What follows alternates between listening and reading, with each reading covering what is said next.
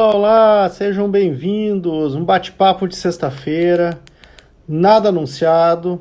Estou me organizando aqui, acabei entrando uns minutinhos atrasado. Estava organizando carregadores e todas as questões para não ficar sem bateria no meio desse nosso bate-papo. Vão chegando, vão se organizando, vão convidando os amigos todos, que agora, quem sabe, os próximos 45, 50 minutos, a gente fica conversando um pouquinho, explicando algumas questões sobre oncologia, tirando algumas dúvidas. Vamos ver o que o pessoal quer conversar hoje. Hoje não tem convidados, hoje estou sozinho aqui.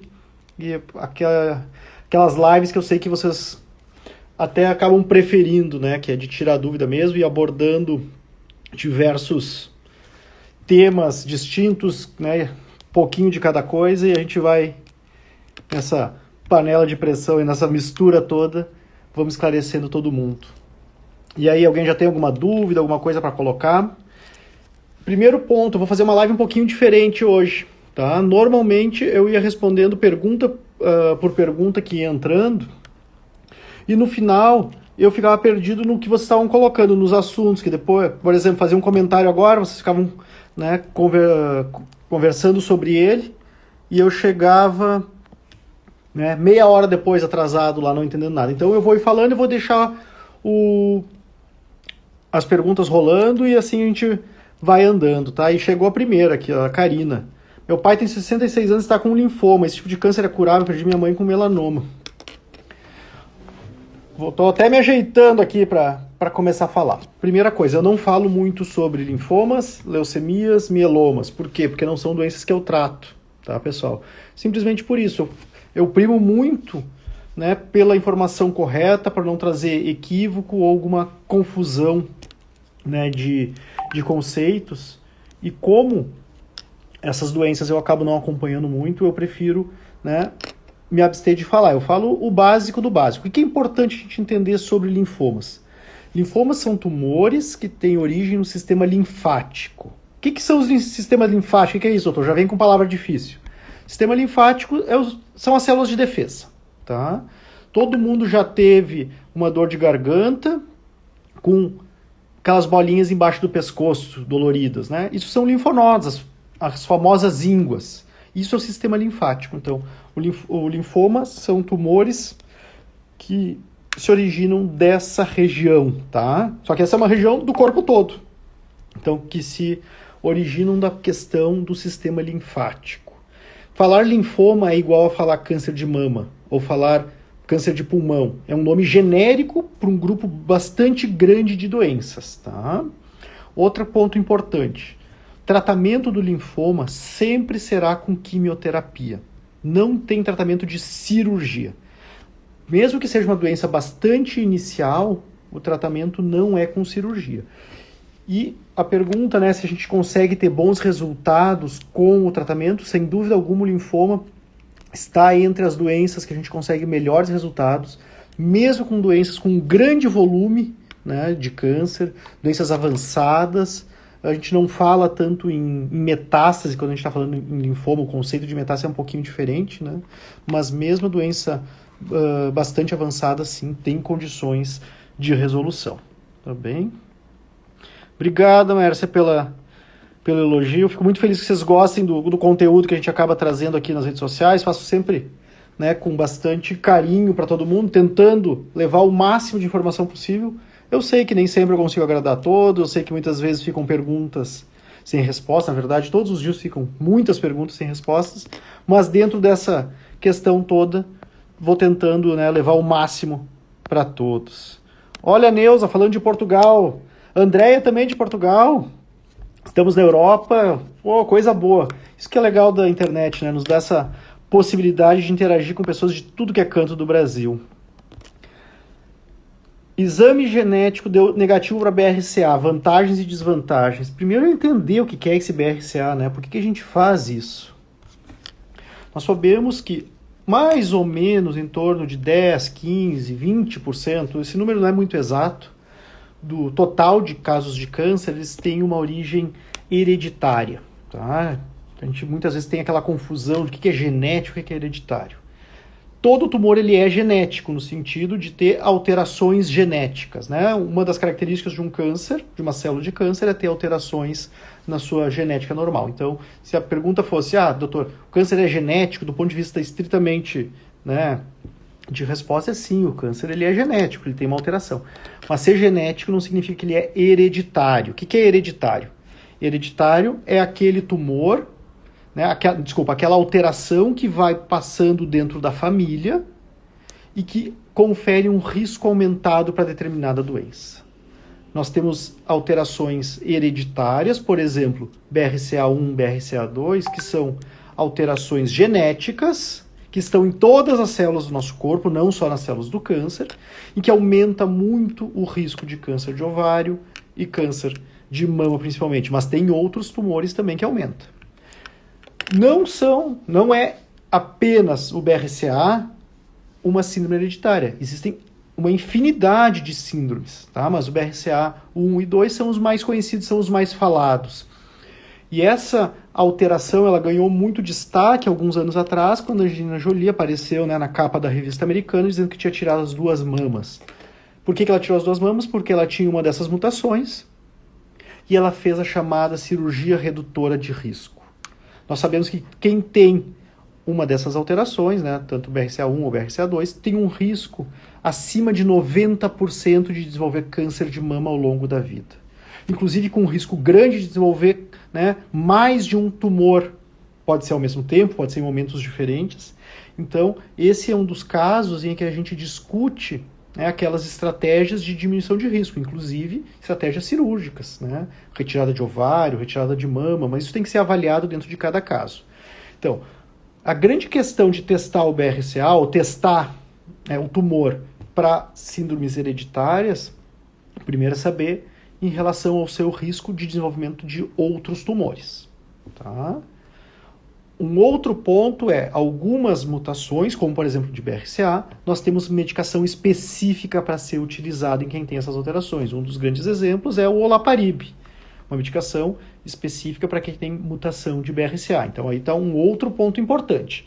E nós temos uma questão, né, secundária no sentido de não ser para a pessoa propriamente dita, mas é saber que quando a gente tem uma síndrome hereditária, quando a gente localiza ela, os familiares próximos têm indicação de testar para ver se eles também têm essa mutação.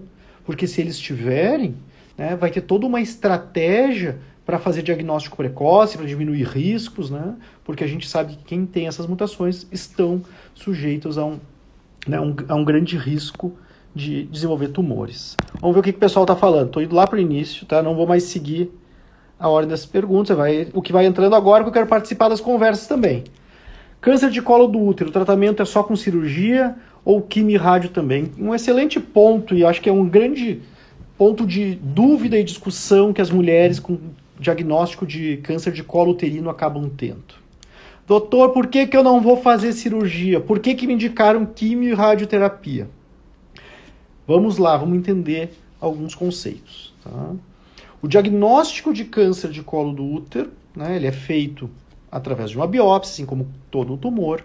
É um câncer que está estritamente ligado à presença do HPV, né, ao vírus do HPV.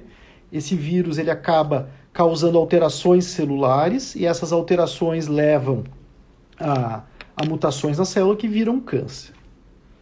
Como é que a gente faz um diagnóstico precoce? Através do Papa Nicolau, né? Através do exame preventivo do colo uterino. O ginecologista vai lá, coleta as células, né, do colo uterino, manda para o laboratório para analisar. E a gente tem que coletar tanto células da parte de fora do colo uterino. O colo uterino é como se fosse um charutinho, tá? Dessa forma.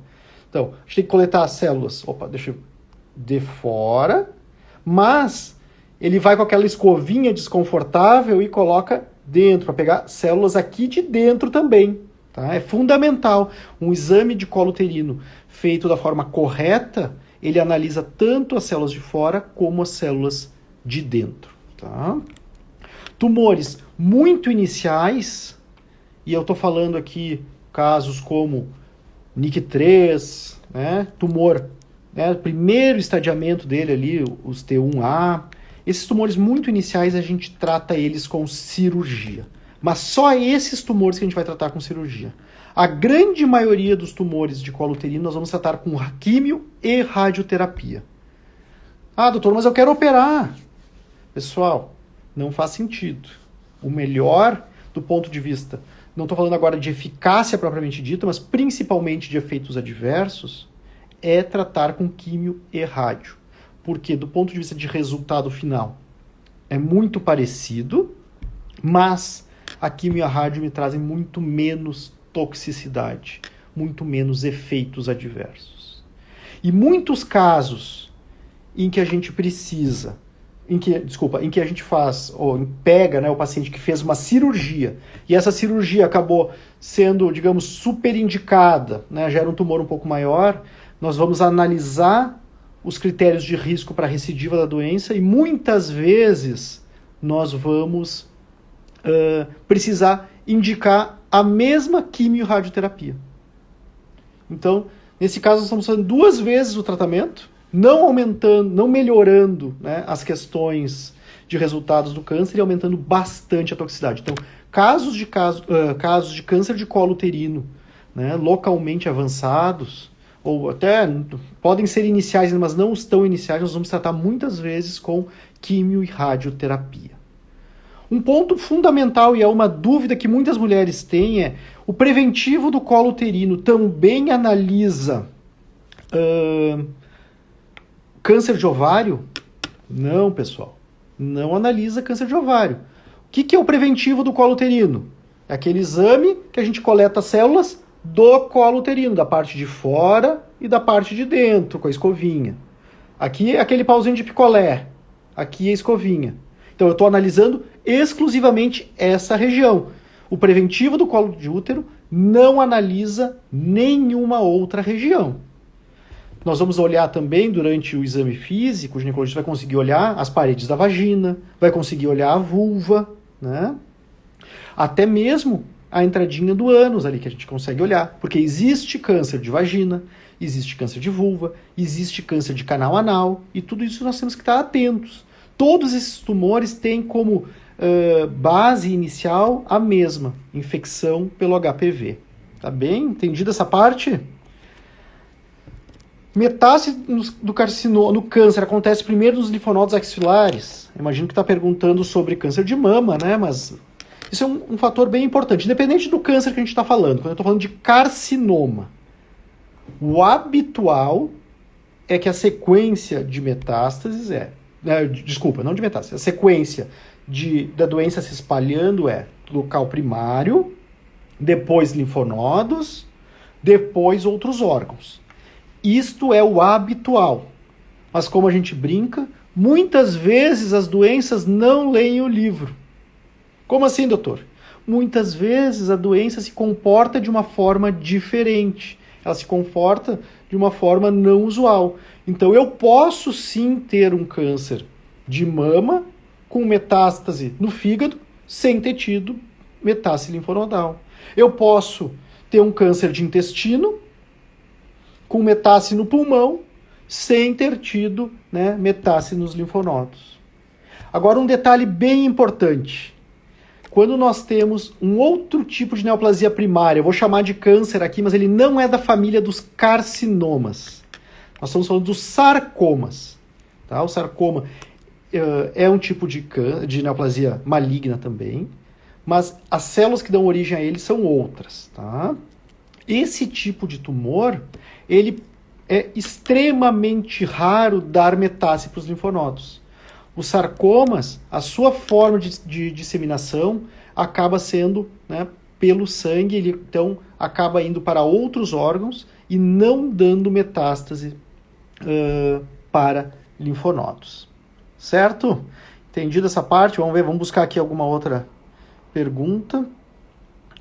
Tive recidiva de câncer de ovário depois de 15 anos, porque o CA sempre deu super baixo. Primeira coisa bem importante, né? A gente sempre, não estou falando agora de câncer de ovário em geral, sempre estou falando de conceitos gerais. Nós temos que entender se esse tumor 15 anos depois, ele realmente é uma recidiva ou se é um novo tumor. Quem teve um câncer não está livre de ter outro câncer. Eu sempre falo bastante isso, né? O fato de eu ter tido um câncer não me previne de outros. Tá? Então, a primeira coisa que a gente tem que tentar diferenciar é se eu estou falando realmente do mesmo tumor ou de um segundo tumor. Segundo ponto, CA125, isso é um marcador tumoral, assim como existe CA199, CEA, alfa-fetoproteína, beta-HCG, vários outros, né? CA15.3 e assim por diante. Isso são marcadores séricos tumorais. É aquele exame de sangue que a gente faz e que, prestem atenção agora, que alguns tumores alteram. Não são todos os tumores que vão levar à alteração do marcador tumoral. Doutor, mas câncer de ovário muda o CA125. Verdade, mas não é obrigatório para todos. Eu posso ter um tumor de ovário com CA125 baixo. Eu posso ter um câncer de pâncreas com CA199 baixo. Esses são os tumores não marcadores. Ah, doutor, então por que fica pedindo o exame? Porque no momento em que acontece uma recidiva ou um novo primário, eu posso ter uma mudança nesse padrão. Simples assim. Tá?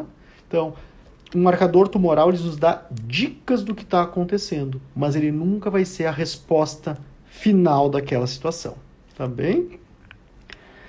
Doutor, depois da retirada do tumor no intestino e a retirada de um pedaço do intestino, a pessoa pode ficar intolerante à lactose? Até pode, sim, tá? Não tem a intolerância à lactose pode acabar ocorrendo tendo cirurgia ou não, tá? E tem uma outra questão bem importante. Quando depois de uma cirurgia de intestino, às vezes o funcionamento do intestino ele fica um pouco diferente, tá? A questão realmente, independente de ser tolerante ou não, como a gente tira pedaços do intestino, esse intestino ele vai estar diferente por um período, ele vai precisar de todo um período de adaptação. Então é comum ocorrer diarreias mais fáceis, né? Ou outros casos, o intestino fica mais lento. Então isso varia muito de caso a caso. Quando nós temos uma suspeita, importantíssimo ter o gastro nos acompanhando para a gente tentar chegar nesse diagnóstico. Tá bem? Vamos ver se temos algum... Doutor, faz mal fazer PET scan de 6 em 6 meses? Não, não faz mal nenhum. Tá? A grande questão é se a gente precisa fazer esse PET scan ou não. O que eu digo? Aquele exame que está bem indicado, ele não vai te fazer mal. Né? O que significa estar bem indicado? É realmente, né, ele ter uma razão para ser feita. E quando eu coloco numa balança de risco e benefício, esse benefício tem que superar o risco.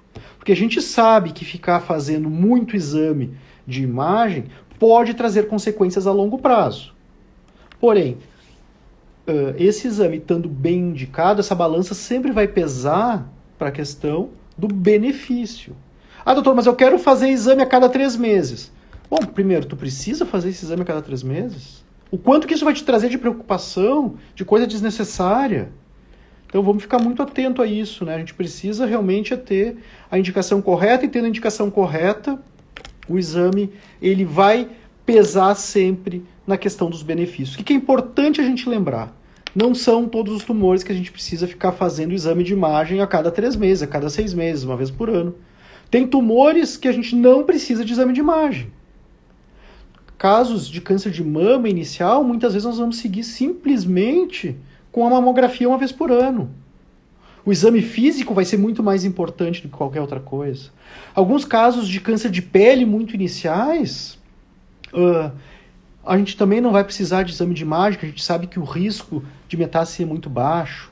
Por outro lado, a gente tem alguns tumores em que a gente vai precisar ter um acompanhamento mais próximo. Ou eu estou com dúvida em relação a alguma alteração naquele exame, eu vou repetir ele daqui 2 meses. Então, tudo depende de cada situação bem específica e não tem uma receita de bolo para isso. Ah, todo caso de câncer de mama vai ser assim, todo caso de câncer de intestino vai ser assado. Não funciona dessa forma, tá? Eu fiz quimioterapia com docetaxel, 6 ciclos, evoluiu para neuropatia. Docetaxel, paclitaxel são quimioterapias da classe dos taxanos, tá? São quimioterapias, como eu gosto de dizer, o doce ele só é doce no nome, tá? Porque o docetaxel realmente é uma quimioterapia bastante tóxica, Tá? E tem alguns efeitos adversos bem importantes. O primeiro deles, que não é tanto ligado à medicação em si, mas sim da forma de diluição dela, é que são quimioterapias que têm um risco aumentado para fazer reação infusional. Então, por isso que a gente tem que fazer um preparo com corticoide, com remédios antialérgicos antes da aplicação, para diminuir esse risco. Tá? Depois, outros efeitos adversos importantes dessa classe. Tá? Como toda quimioterapia, ele não consegue reconhecer o que são células boas e o que são células de câncer, então acaba atacando tudo, e aí por isso vem os efeitos adversos. Náusea, vômito, diarreia, pode dar o contrário também, que é a constipação, vai diminuir a imunidade, o cabelo cai, tá? Principalmente com o docetaxel, o cabelo costuma cair todo, tá? O paclitaxel também é uma medicação que faz cair o cabelo, mas um pouco menos que o docetaxel. E um dos possíveis efeitos adversos, e esse que acaba ocorrendo com o passar do tempo, principalmente com o acúmulo de dose, é o que a gente chama de neuropatia. O que é neuropatia? Neuropatia é toxicidade da quimioterapia diretamente nos nervos, né, principalmente de mãos e de pés. E quais são os sintomas que a neuropatia traz? Formigamento é o mais comum de todos. Tá? Dificuldade de adaptação em relação à temperatura, às vezes sentir muito calor ou muito frio. Dor, choque, diminuição da sensibilidade. Tudo isso são sintomas possíveis da neuropatia periférica. Tá? É importantíssimo que ao longo do tratamento vocês comuniquem o seu médico se começarem a ter algum desses sintomas. Porque às vezes a gente precisa fazer ajuste de dose ou até mesmo entrar com medicações para aliviar esse sintoma, para diminuir esse sintoma. Pessoas que têm diabetes ou que têm alguma doença vascular periférica têm um risco aumentado para desenvolver a neuropatia. De que forma que a gente pode tratar a neuropatia? Tá? Primeiro, nenhum tratamento é milagroso. Tá? Isso a gente tem que entender. A neuropatia pode demorar bastante tempo para recuperar. É possível que a gente não consiga uma recuperação completa dela também. Tá? Mas o que costuma ajudar? Exercício físico. Ah, doutor, tu sempre fala de exercício físico. Sim, exercício físico ajuda muito na toxicidade da quimioterapia. Melhora bastante a questão de equilíbrio, melhora bastante a questão de tolerar melhor os efeitos adversos, melhora bastante aquela questão de sensação de bem-estar. Então, exercício é fundamental e ajuda na neuropatia. Nós temos algumas outras medidas que daí já são um pouco mais controversas, que a gente não sabe tanto o quanto que realmente funciona, yoga, acupuntura, algumas pomadas à base de capsaicina, que é o princípio de ação da pimenta. Eu nunca utilizei propriamente dito, tá? Mas eu sei que dá para ser utilizado, que são opções. E nós temos opções medicamentosas. Normalmente são antidepressivos que a gente utiliza, por exemplo, duloxetina, venlafaxina, amitriptilina, são opções que a gente pode utilizar, mas sempre lembrando, são medicações que precisam ter um acompanhamento médico, porque elas também têm os seus riscos, os seus efeitos adversos e as suas contraindicações. Falamos bastante sobre a neuropatia, vamos para a próxima. Ultrassom para ver fígado, rim é melhor que tomografia? Depende, não é bem assim não, tá? Tomografia é muito bom também, a gente usa bastante a ecografia para ver a questão de vesícula, nos ajuda, tá? Mas para fazer uma análise bem específica, principalmente da região do fígado, tomografia acaba sendo melhor em relação a nódulos e melhor ainda a ressonância magnética. Lembrar, esses exames, dentro do exame do câncer, nós precisamos fazer sempre com contraste. Sempre que pode fazer contraste é fundamental, porque faz muita diferença para o oncologista. Tá? Olhar um exame sem contraste e olhar um exame com contraste é quase como olhar a televisão na década de 70 e olhar hoje nas 4K. Tá? Muda muito mesmo, a gente enxerga muito mais coisa. Então, por isso que a gente pede exame com contraste sempre.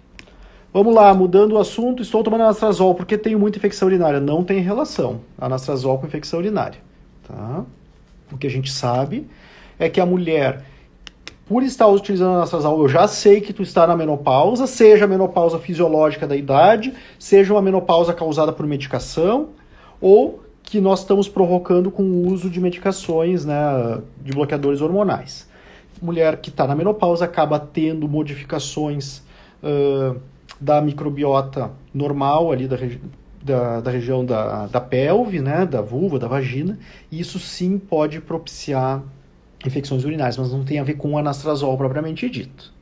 Importante, se está realmente tendo muita infecção urinária, é avaliar com o seu médico se não tem indicação de fazer profilaxia com antibiótico, tá? Existe isso em casos de infecção urinária de repetição. No segmento do controle após tratamento, que indicam as análises pedidas pelo oncologista. É bem importante essa pergunta, eu respondi ela na caixinha esses dias, de entender por que a gente faz cada coisa. Tá? Vamos lá, vamos entender. Como é que a gente faz o segmento de uma forma geral? Mais importante que qualquer exame é a consulta médica. A consulta médica, ela serve para a gente avaliar como é que o paciente está, se está com algum sintoma do tratamento, ou se está com algum sintoma de uma possível recidiva ou novo tumor. Então, consulta médica é fundamental, com o exame clínico, né, pessoal? Tem que botar a mão tem que ir lá, tem que apalpar a barriga, tem que ver o coração, palpar os linfonodos, vamos ver como é que as coisas estão. Segundo, por que a gente faz exame de sangue? O exame de sangue, propriamente dito, tirando aqueles casos que a gente tem marcador tumoral, ele não nos serve muito para ver, né, risco de recidiva de câncer. O exame de sangue, a gente quer ver como é que está o funcionamento dos principais órgãos. Se está com anemia, como é que estão as células de defesa, como é que está o funcionamento do rim, como é que está o fígado. Grosseiramente é isso, né? Aqueles tumores que têm marcador tumoral, a gente acaba incluindo nessa situação. E o exame de imagem? O exame de imagem, sim, é para ver se surgiu alguma lesão, né, sugestiva de recidiva. Agora, a indicação de fazer exame de imagem, como eu falei antes, vai depender de cada caso, né? Vai depender dos riscos de recidiva, do seu caso específico, para a gente ir acompanhando, tá bom? Fiz radioterapia, químio, braque, terminei o tratamento 1 ano e meio e sinto muitas dores no quadril e perna. É normal, tive câncer de colo do útero. Fez o tratamento completo, né, pro tratamento do câncer de colo de útero, como a gente comentou lá no início da live, né? Rádio e químio, depois complementou com a braque. Toda dor que é muito intensa ou que está se prolongando por muito tempo, precisa ser avaliada qual é a sua causa. Vamos esquecer aquela coisa, é normal ter dor. Não, não é normal ter dor. Doutor, quando está fazendo quimio é normal ter vômito. Não, não é normal ter vômito. É esperado, a gente sabe que pode acontecer. Mas não é normal. Normal a gente está bem. Acho que nós temos que cuidar com essa linguagem, acho que é muito importante isso, que senão a gente acaba normalizando as coisas, né, e vamos minimizando esses sintomas. Tá fazendo químio, tem que sofrer. Tá fazendo químio, tem que ter coisa ruim. Então, tem que avaliar, né, o que é essa dor na perna, o que é essa dor no quadril. Tem alguma coisa relacionada com a radioterapia que fez? Tem alguma coisa relacionada com o tumor? Ou é uma outra doença que não tem nada a ver com o câncer? É impossível responder, tem que fazer a consulta médica, às vezes precisa fazer um exame de imagem, às vezes precisa consultar com um ortopedista. Importantíssimo, eu acho que eu não comentei isso, para casos de câncer de colo de útero, o ginecologista, o exame do ginecologista, ele é primordial. Então, esqueçam aquela coisa, já fiz o diagnóstico, agora eu vou acompanhar, já fiz o tratamento, eu vou ficar só com o meu onco. Não, eu preciso da análise do ginecologista. Eu preciso que o ginecologista olhe a região do colo do útero. Por quê? Eu quero ver se não tem uma recidiva local. Pegar isso muito antes de qualquer exame de imagem. Tá certo? Carcinoma adenoscamoso do colo do útero grau 1. Volta. Todo tumor invasivo tem risco de recidiva. Eu sei que vocês odeiam ouvir isso, mas eu falo sempre. Tá? Câncer invasivo, ele pode voltar. Por que o câncer invasivo pode voltar? Porque no momento que ele é invasivo, ele pode, olha a palavra que eu estou usando, pode ter tido contato com estrutura, com pequenos vasos sanguíneos, com pequenos vasos linfáticos, com pequenos nervos, e isso se torna verdadeiras rodovias para as células do câncer circular pelo corpo. é meio óbvio até da gente entender, né? Quanto maior esse componente invasivo, maior a chance de voltar. Por quê? Porque vai ser maior a chance de ele ter tido contato com alguma dessas estruturas. Mas veja bem a palavra que eu usei. Pode, não é que vá voltar. E quanto mais precoce for esse diagnóstico, menor essa chance.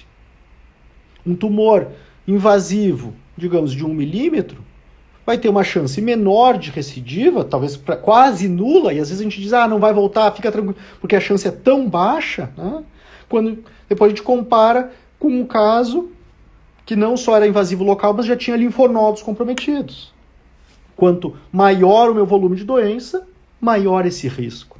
Óbvio que a gente acaba utilizando algumas outras variáveis também, grau tumoral, presença de invasão linfática, margens cirúrgicas, mas são coisas do oncologista, isso não é para vocês. Tá? Mas nós temos que entender esse conceito que é câncer invasivo, sim, pode retornar, e é por isso que a gente faz o acompanhamento. Se não tivesse chance de retornar, não teria por que fazer acompanhamento, concordam? Então, é isso aí. Retirei o seio todo, estou sem câncer? Vou escolhendo as palavras aqui de como responder. O que acontece, pessoal? Sempre que a gente faz um tratamento, né, de uma doença localizada ou ainda localmente avançada, a gente faz um tratamento com vistas de resolver a situação. Tinha uma lesão na mama, tirei toda aquela lesão, estou sem câncer? É possível que sim. Como assim é possível, doutor? Eu fiz os exames de imagem e não tem nada nos exames de imagem. A resposta continua sendo a mesma. É possível que sim. Por quê? Porque eu não tenho hoje como saber se existem células de câncer circulando pelo sangue. Eu não sei, e os exames têm as suas limitações. Infelizmente, nós precisamos conviver com essa dúvida.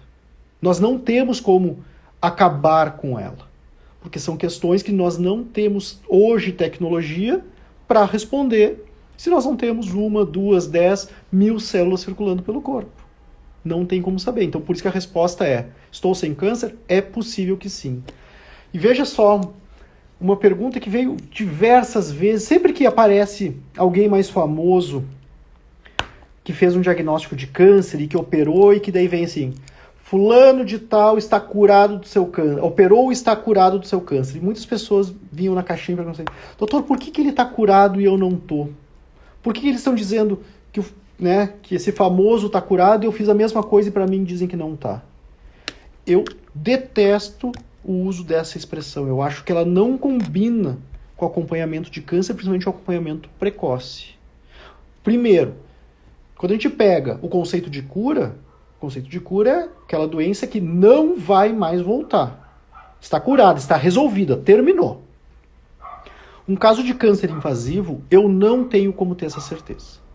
Se eu não tenho como ter essa certeza, eu não posso dizer para o meu paciente: vai lá, fica tranquilo que tu está curado, faça a tomografia daqui 90 dias.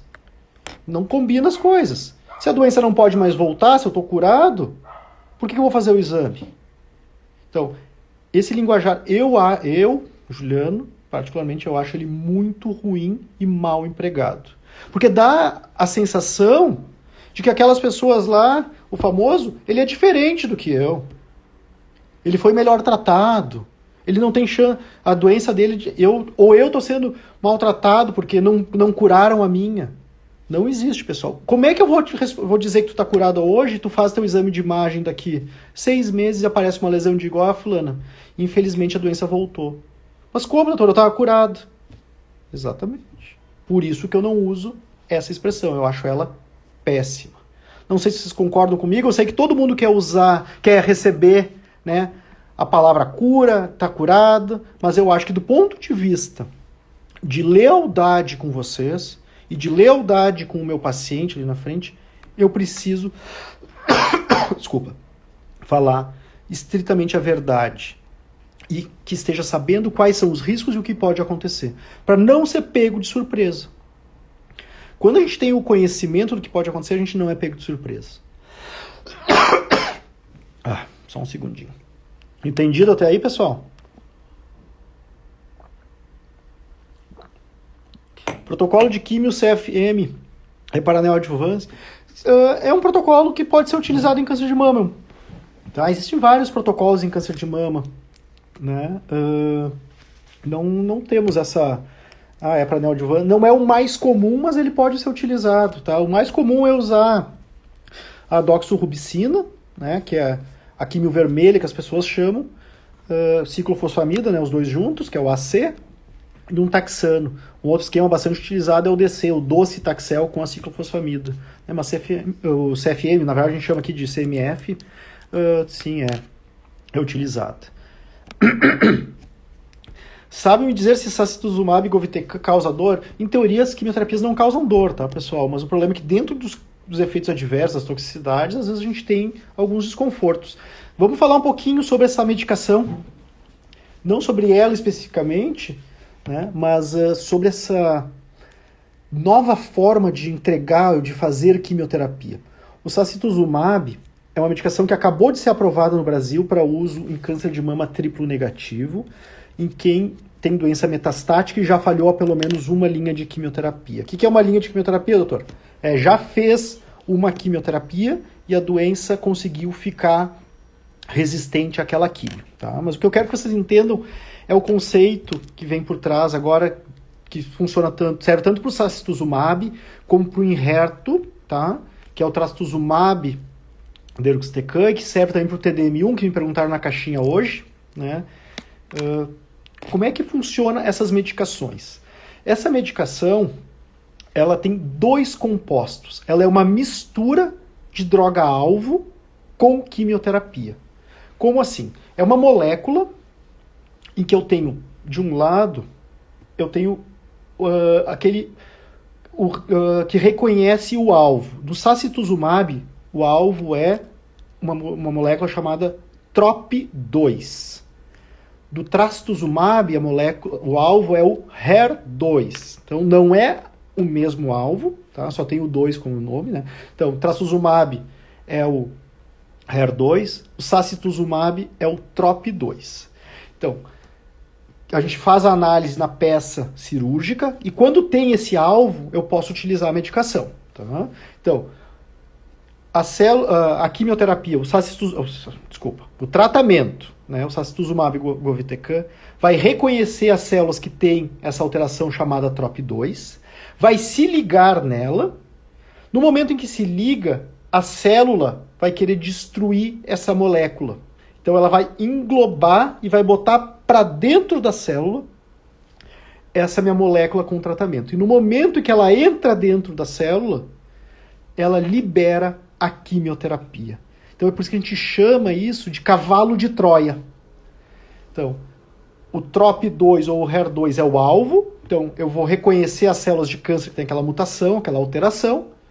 Chegou ali, se grudou, a célula do câncer coloca para dentro essa molécula para tentar destruir ela, só que no momento que coloca para dentro, a quimioterapia é liberada. Então nós temos um ataque super específico, em que eu utilizo a especificidade da droga-alvo, então de atacar basicamente as células de câncer que tem aquela mutação, e junto eu utilizo o poder de destruição da quimioterapia. Porque eu largo a quimioterapia dentro da célula, levando à morte. Com isso, eu tenho maior eficácia e menos efeitos adversos, porque está sendo um ataque mais coordenado. Entendido? Um assunto bem específico, bem difícil esse. Colocaram meu catéter do mesmo lado da mama com câncer. Pode fazer radioterapia com catéter? Pode sim, não tem problema. Tá? Pelo menos até onde eu sei, não tem problema nenhum. E aí vem um tópico bem interessante a gente falar, que é um mito que existe, né? Que é aquele mito que não pode tirar sangue do lado da mama que fez a cirurgia. Não pode aferir a pressão do lado da mama que fez a cirurgia. Não pode tirar cutícula do lado da mama que fez a cirurgia.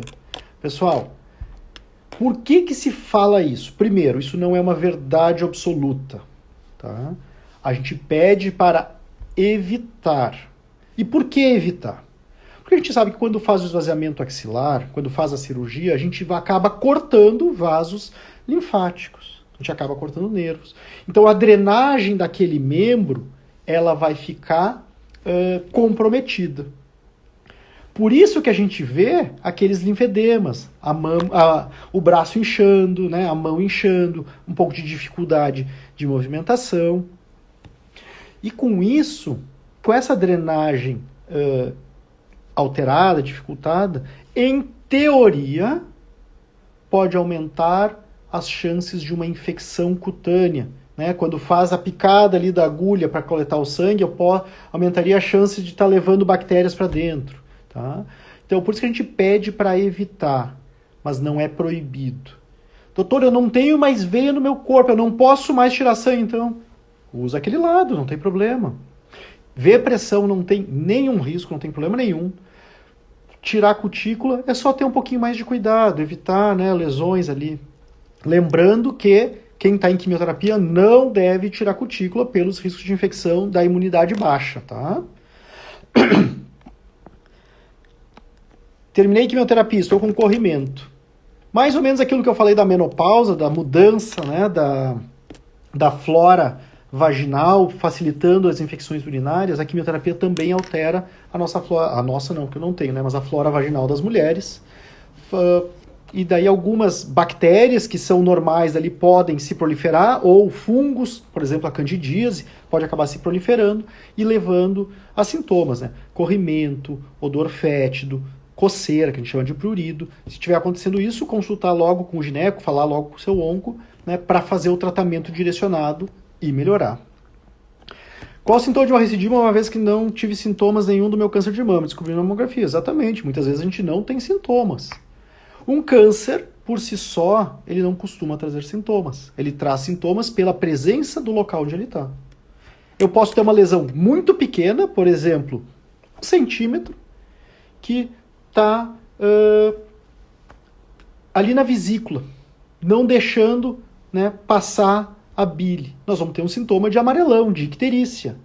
Eu posso ter uma lesão de 10 centímetros no rim, crescendo ali e não causando nada. Então, os sintomas estão muito relacionados com o local onde está o tumor, e muitas vezes nós não temos sintomas mesmo. Vamos ver. Deixa eu dar uma respirada. Quando fazia químio eu não tinha enjoo, sempre tomei Neuzedron. Eu tenho muitos pacientes fazendo químio que não tem sintoma nenhum. Um outro mito que existe, né? Doutor, com 80 anos já não pode mais fazer quimioterapia. Não é verdade. Eu sempre conto, eu tenho alguns casos, né? Eu tenho um paciente de 82 anos fazendo quimioterapia para um câncer de estômago. Está fazendo 6 químios, vai operar e depois vai completar as suas 6 quimioterapias. Eu tenho pacientes, né, 75, 80, 80 e poucos anos, né, que tratando. E por outro lado, eu tenho paciente hoje de 40 anos que não está tratando. Por quê? Porque ele não tem condições clínicas. A quimioterapia seria muito pior do que os sintomas da doença, do que está acontecendo. Então, idade por si só não é critério para indicar ou contraindicar tratamentos. O que mais importa é a condição geral da pessoa. Obviamente que uma pessoa de 40 anos, 50 anos, vai ter uma maior possibilidade, digamos assim, de tolerar melhor a quimioterapia do que alguém de 80, 85, 90. Isso é meio óbvio, assim, até da gente entender. Mas não que alguém mais idoso não possa fazer tratamento. Tá? Então, atenção a isso, cuidado com essa questão de dizer assim, já tenho 80 anos, então não pode mais tratar. Isso não funciona dessa forma. Tive câncer porque não posso, cada que tem estrogênio, que alimentos contém... eu não entendi a pergunta. Márcia, pode ou não? Ficou pela metade, não peguei o início da tua, ou sempre volta, não peguei o início da tua pergunta. Mieloma múltiplo tem cura? Tem cura sim, tá? Mas não falo mais do que isso porque não é uma doença que eu trato, tá, pessoal? Mieloma, o que é bem importante falar de mieloma, não entrando em especificidade, mieloma eu acho que a doença é a doença oncológica, no caso da hemato, que mais evoluiu os tratamentos nos últimos anos. Surgiu muito tratamento novo.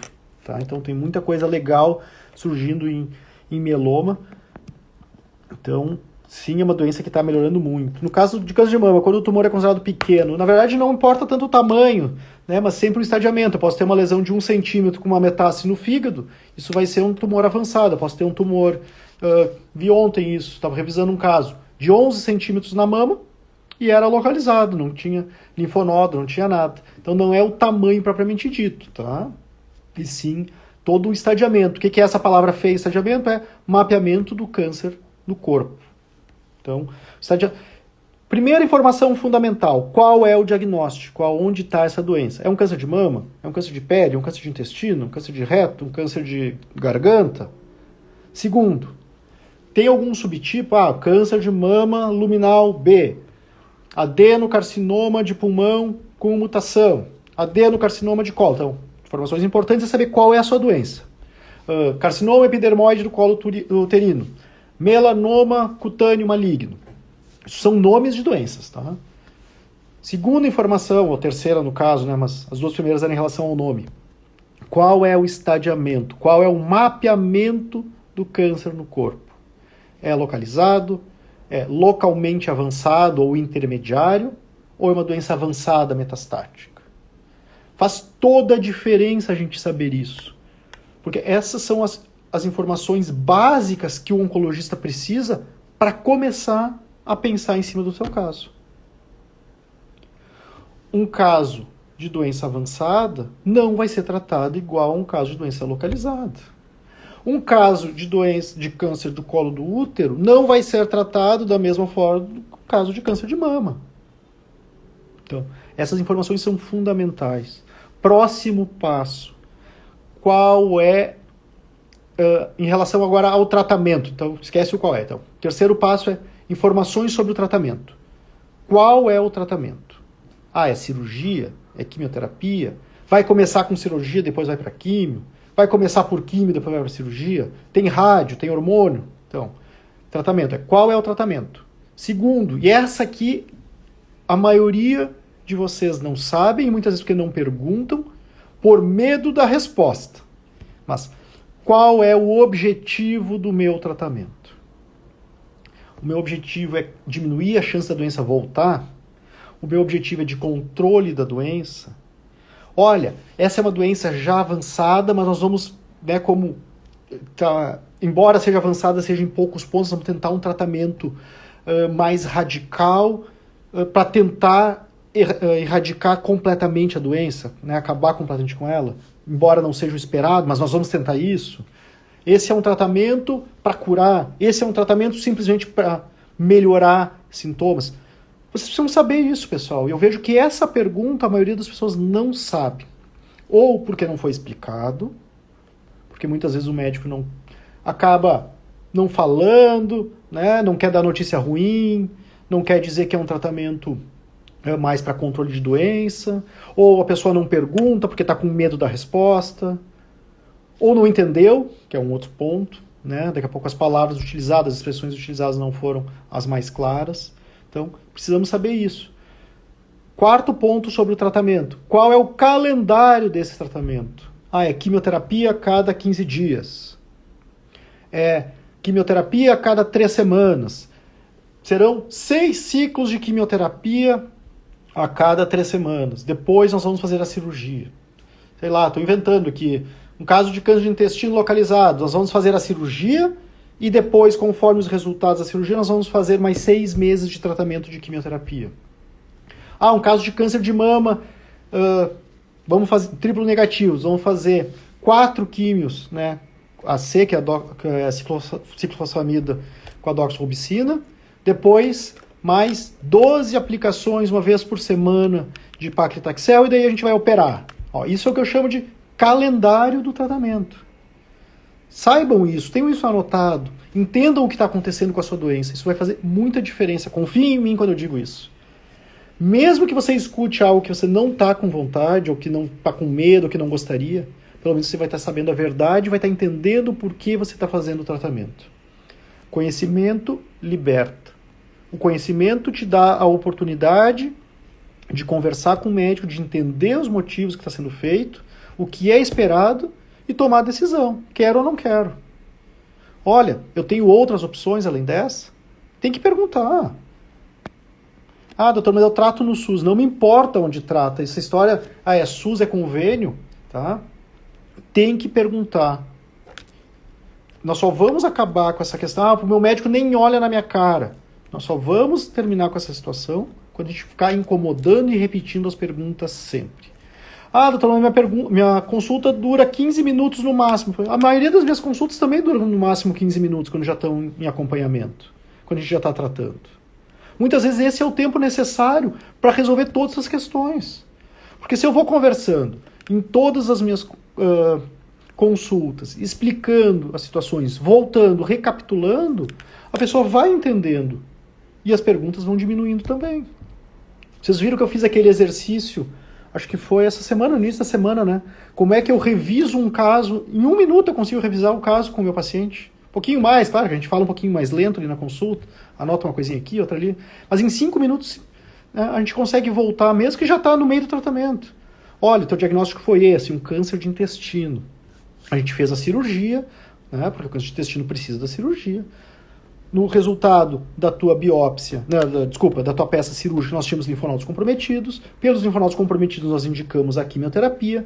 A tua quimioterapia vão ser 12 ciclos desse esquema chamado FOLFOX, e depois a gente entra no acompanhamento. O objetivo desse tratamento é cura, é diminuir a chance da doença voltar. Beleza, olha como foi fácil. Você tem um câncer epidermoide do colo uterino, era uma doença estadio clínico 2, né, já não tinha mais indicação de cirurgia, o nosso tratamento é com quimio e radioterapia, e depois de completado a quimio e radioterapia, nós vamos fazer a braquiterapia.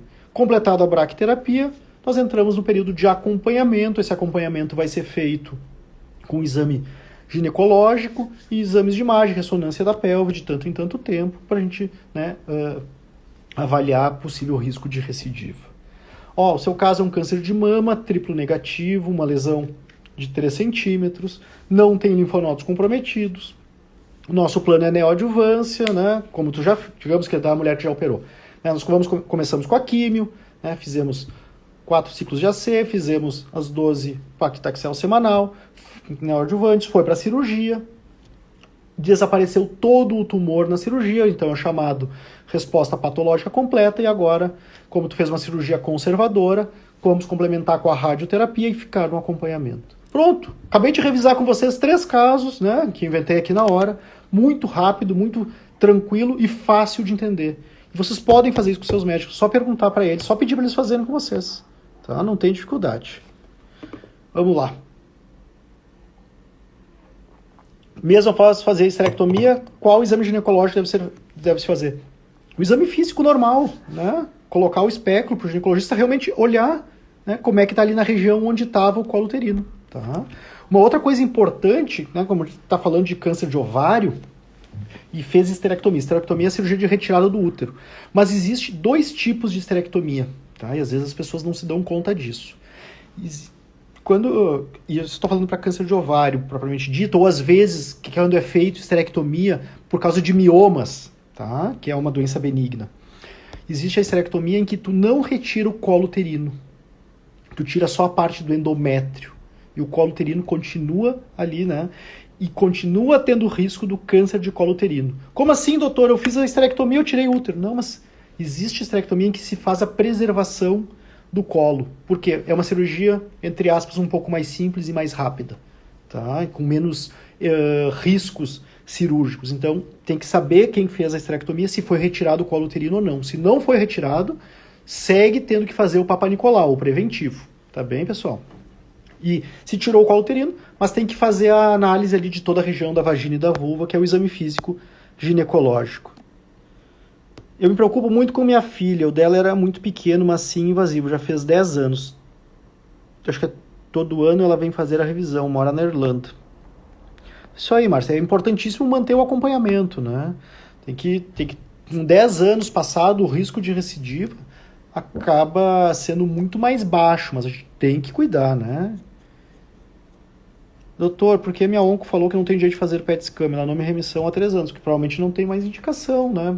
3 anos já que passou o melanoma, a gente não faz o acompanhamento com PET scan, tá? Então, não sei se é SUS, se é convênio, mas são exames caros e a gente precisa fazer ter todo esse controle de custos também, né? Com 3 anos não tem mais o porquê ficar fazendo PET scan. A gente pode O exame físico e dermatológico é fundamental e qualquer necessidade pode ser feito com tomografias, o acompanhamento também. Cirurgia parcial de câncer de mama, 2 anos. Fiz radioterapia, estou tomando tamoxifeno, mas sinto desconforto, deve ser na mama e nas costelas. Isso é normal? Ó, vamos lembrar, né? Vamos tirar essa palavra normal do nosso vocabulário. Pode ser simplesmente ainda toxicidade mais tardia da radioterapia, né? Tem que fazer a análise. Se nos exames não aparecer nada, né? Às vezes, sabia que podem acontecer até mesmo fratura de costela com uma sequela tardia da radioterapia? Então isso existe. Então tem que fazer a análise, avaliar se tem recidivo ou metástase local, se não tiver, fazer o acompanhamento e saber que isso pode ser ainda resquício do tratamento. Ó, o que a Márcia está colocando em cima daquilo que eu estava falando antes, né, dos famosos que se diziam curados e agora voltou. Exatamente isso. E eu acho que foi o caso da Rita Lee que eu conversei contigo, né, Márcia? Lá atrás, ela se dizendo curada e que eu não concordava. Exatamente aquilo que eu falei no início da live. Acho que a gente já falado um tempo atrás, né? Então, por que os médicos falam que o acompanhamento é até 5 anos, depois de 5 anos não tem risco de câncer voltar? O que a gente sabe é que, na verdade, o risco do câncer voltar ele diminui com o passar do tempo. Quanto mais tempo passou, menor o risco de recidiva.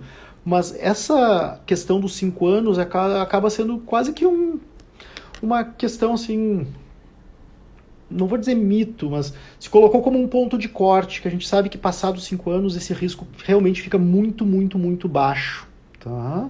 Mas que ele pode existir ainda assim, pode existir, né? E nós temos que tomar cuidado quanto a isso, porque ficar fazendo os acompanhamentos, né, da forma correta e regular. Não necessariamente isso não significa ficar fazendo exame de imagem.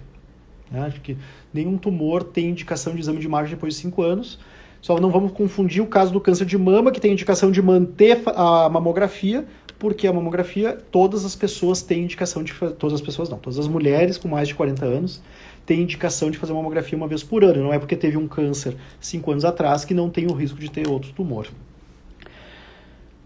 Vamos ver o que a Tássia colocou. Boa noite, estou cuidando do HER2 positivo. Quando eu acabar os procedimentos de químio, mais cirurgia e rádio, eu preciso tomar a medicação. Se realmente for um HER2 positivo, né, 3 cruzes, sim, tem indicação de complementar 1 ano de tratamento. Tá? A gente faz na neoadjuvância e faz depois a cirurgia também. Vamos lá. Tive um de apêndice cirurgia e acompanhamento. Isso aí é um tumor neuroendócrino de apêndice. É um tipo diferente, né, de tumor. É um tumor que ele se origina das células da endoderme, né? Normalmente tumores os de apêndice, né, principalmente os neuroendócrinos, eles acabam sendo tratados com cirurgia e a maioria das vezes não precisa de quimioterapia depois. Vamos ver. Fiz a cirurgia depois de 15 sessões de rádio, agora estou tomando tamoxifeno. Estou muito